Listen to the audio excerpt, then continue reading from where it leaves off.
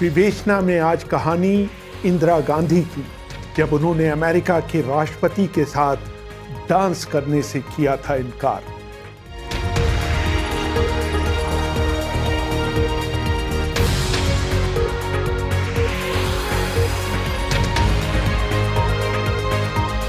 अभिवादन स्वीकार करिए रेहान फदल का।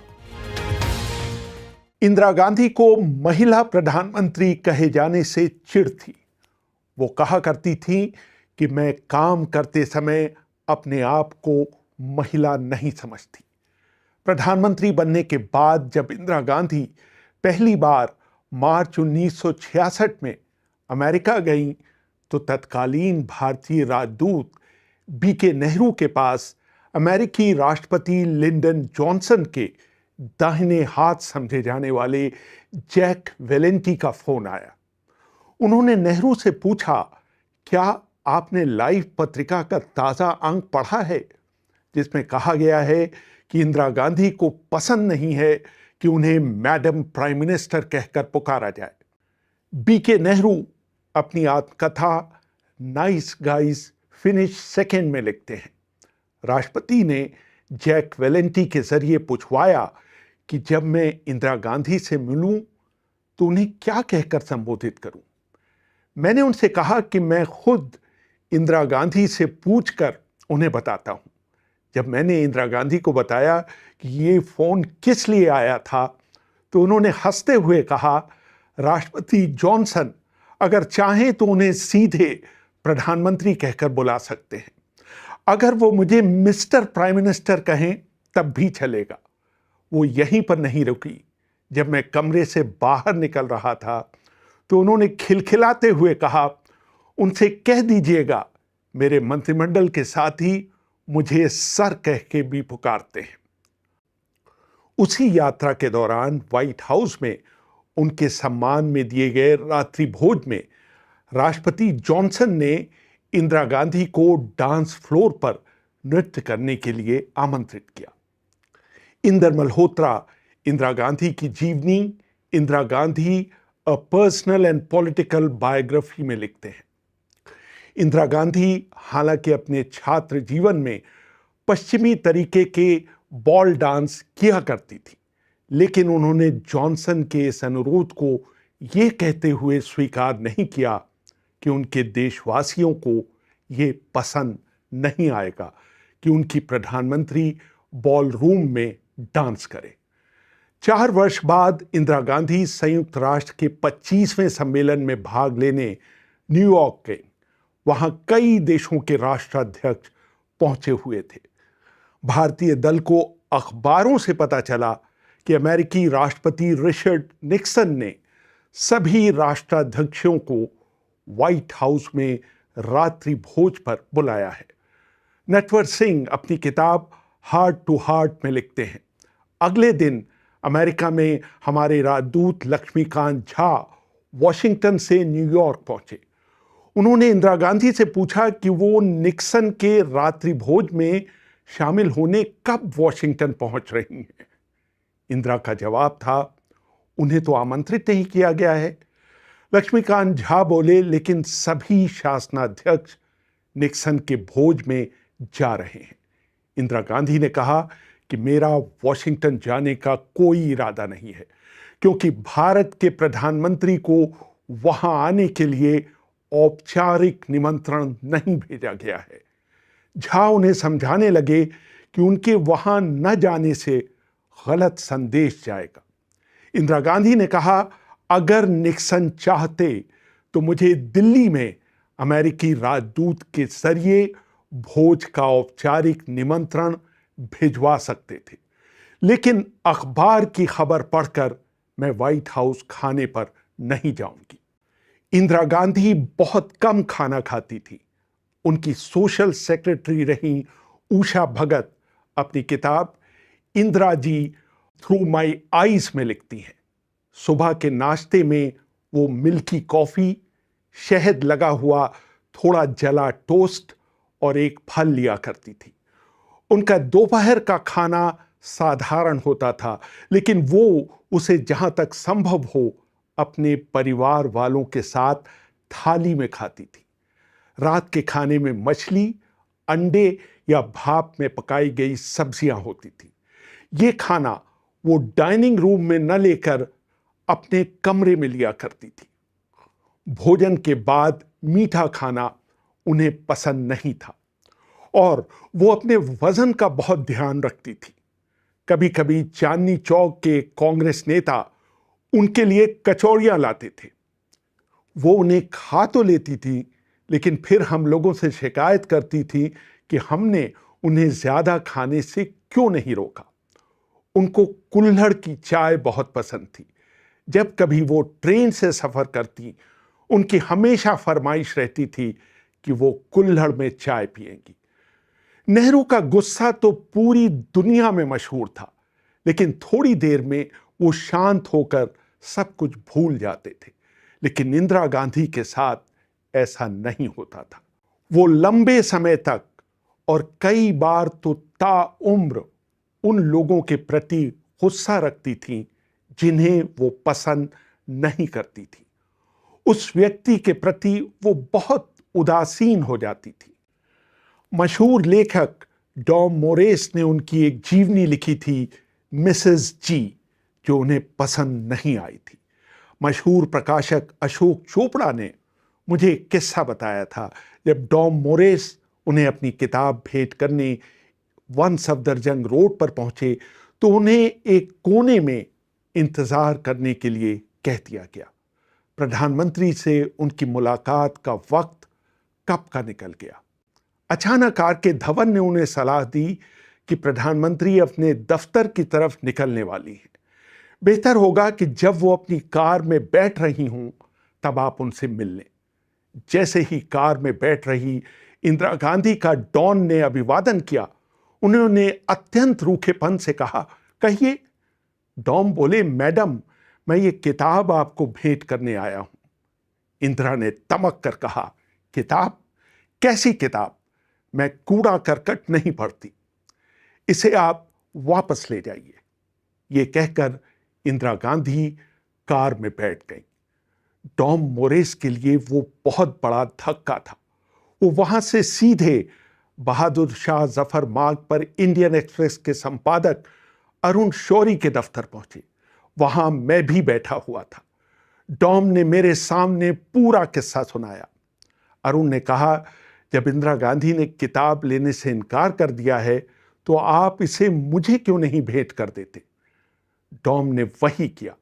जब अरुण ने किताब खोली तो उसके पहले पन्ने पर लिखा हुआ था, for the subject of these words. सन 1980 में प्रधानमंत्री बनने के बाद इंदिरा गांधी जिम्बाब्वे के स्वतंत्रता दिवस समारोह में भाग लेने हरारे गईं।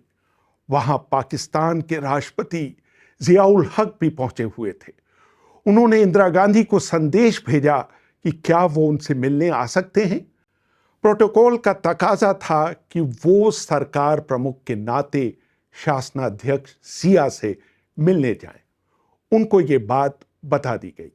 नटवर सिंह अपनी किताब walking with lion, tales from a diplomatic past में लिखते हैं। लेकिन जिया ने कहा कि वो इंदिरा गांधी से मिलने जाएंगे। बैठक साधारण रही। जिया इंदिरा गांधी से थोड़ा दब कर बात कर रहे थे। उन्होंने कहा, मैडम प्राइम मिनिस्टर, प्रेस में मेरे बारे में जो कुछ भी लिखा जा रहा है उस पर यकीन मत कीजिए। इस पर इंदिरा गांधी ने चुटकी ली, राष्ट्रपति महोदय, बिल्कुल नहीं, प्रेस वालों को कुछ भी पता नहीं, तभी तो वो आपको डेमोक्रेट और मुझे डिक्टेटर कह रहे हैं। जिया को इंदिरा की ये टिप्पणी पसंद नहीं आई।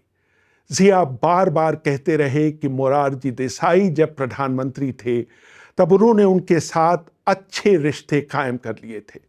इस पर इंदिरा ने कहा, आप शायद भूल रहे हैं कि श्री देसाई अब भारत के प्रधानमंत्री नहीं हैं।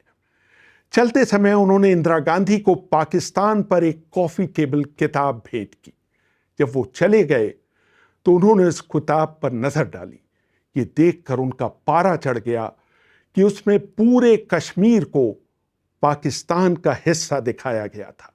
उन्होंने उसी समय मुझे आदेश दिया कि इस किताब को तुरंत पाकिस्तान के विदेश मंत्रालय को लौटा दिया जाए। अपने पहले कार्यकाल में उन्होंने प्रधानमंत्री पद संभालते समय सत्यनिष्ठा की शपथ ली थी, लेकिन दूसरी बार जब वो सत्ता में आई तो वो धार्मिक हो चली थी।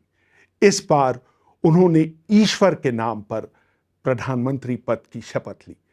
सन 1977 में अपनी हार के बाद उन्होंने बनारस के काशी विश्वनाथ मंदिर और संकट मोचन मंदिर में पूजा की। सागरिका घोष इंदिरा गांधी की जीवनी Indira India's most powerful prime minister में लिखती हैं। इस दौरान उन्होंने वैष्णो देवी के दर्शन किए और हेलीपैड से वहां तक का 2 किलोमीटर का रास्ता पैदल चलकर तय किया। अंबाजी मंदिर में उन्होंने पूरे 1 मिनट तक दंडवत होकर प्रार्थना की। सन 80 में संजय की मौत के बाद उन्होंने धार्मिक कार्यकलापों में बढ़ चढ़कर भाग लेना शुरू कर दिया। उन दिनों जब सूर्य ग्रहण पड़ा तो उन्होंने अपनी गर्भवती बहू मेनका गांधी को सूर्य ग्रहण देखने की अनुमति नहीं दी। उन्होंने ताउम्र अपने गले में रुद्राक्ष की माला पहनी। उनके घर के पूजा गृह में सभी देवताओं की मूर्तियों के अलावा क्राइस्ट, गौतम बुद्ध, रामकृष्ण परमहंस की मूर्तियां और एक शंख रखा रहता था। दिल्ली में वो अक्सर मेहरौली स्थित छतरपुर मंदिर जाया करती थी। धार्मिक मामलों में उनके सबसे बड़े सलाहकार कमलापति त्रिपाठी बन गए थे। इंदिरा की एक और जीवनीकार कुमकुम चड्ढा अपनी किताब द मैरीगोल्ड स्टोरी में लिखती हैं, एक बार नवरात्र के मौके पर कमलापति त्रिपाठी ने उनसे बालिकाओं के पैर धोकर उनका पानी पी जाने के लिए कहा। उन्होंने सवाल पूछा कि इससे वो कहीं बीमार तो नहीं पड़ जाएंगी, लेकिन शुरू में झिझकने के बाद विदेश में पढ़ी और फ्रेंच बोलने वाली इंदिरा गांधी ने ये रस्म भी पूरी की। इंदिरा को जेवरों का कोई शौक नहीं था। हाँ, वो हाथ में पुरुषों की घड़ी जरूर पहनती थी, और वो भी सरकारी कंपनी HMT यानी हिंदुस्तान मशीन टूल्स में बनी घड़ी। अपनी विदेश यात्राओं के दौरान वो कभी कभी ऊंची एड़ी के जूते भी पहना करती थी। उनको चमकदार रंगों, पीले, नारंगी, लाल और हरे रंगों से लगाव था। उनकी हैंडलूम साड़ियों का संग्रह जबरदस्त था। सागरिका घोष लिखती हैं, उनके व्यक्तित्व में पूर्व और पश्चिम का बेहतरीन समन्वय था। वो परेशान होने पर गायत्री मंत्र का जाप कर सकती थी, और बीथोवन की 5th सिम्फनी और राग दरबारी में उनकी बराबर की रुचि थी।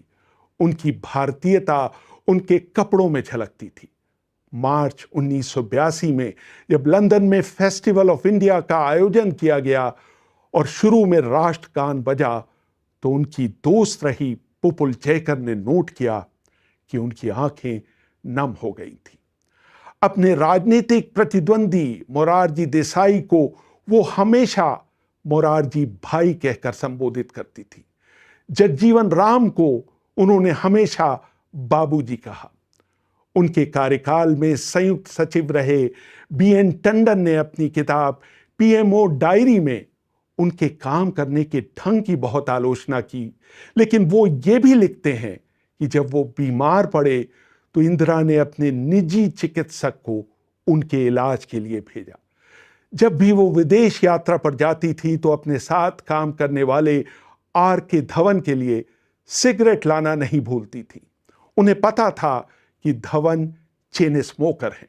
वो रोज सुबह 6 बजे उठती थी और योगा करने और जाड़े में भी ठंडे पानी से नहाने के बाद 8 बजे तक तैयार हो जाती थी। 1977 में चुनाव हारने के बाद वो हर उस जगह पहुंची जहां उन्हें लगा कि लोगों के साथ अन्याय हो रहा है, चाहे वो बिहार का बेलची हो या मोरबी के बाढ़ पीड़ितों के साथ सहानुभूति दिखाना हो या पंतनगर में हुई फायरिंग का विरोध करना हो, वो हर जगह मौजूद रहती थी। ब्रिटिश पत्रकार ब्रूस चाटविन ने अपने एक लेख on the road with Mrs G में लिखा था, शारीरिक रूप से वो भारत के किसी भी राजनेता से अधिक मजबूत है। उनको अपने स्वास्थ्य पर गर्व था।